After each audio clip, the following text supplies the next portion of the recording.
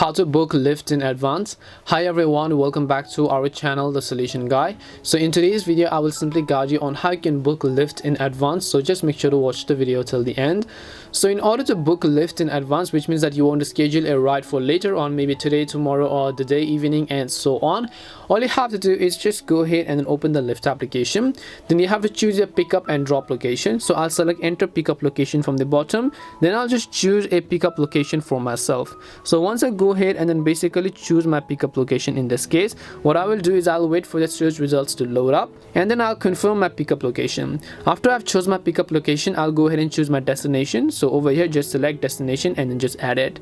Now once you've done that, you can add multiple stops by tapping the add button, or else over here you can see you can select pick up in 2 minutes, pick up in 5 minutes, or whatever else. But that's not what we want to do. We want to select our Lyft XL or whatever else that we want in this case. And after we've done that, all we need to do is just click on the schedule button, which you see from the bottom right.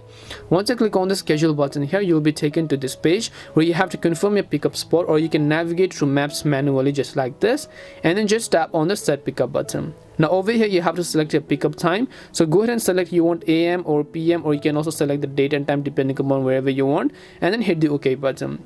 Then you have the date, whether you want to pick it up for today, tomorrow, or the day after, whenever you want, and then hit the OK button.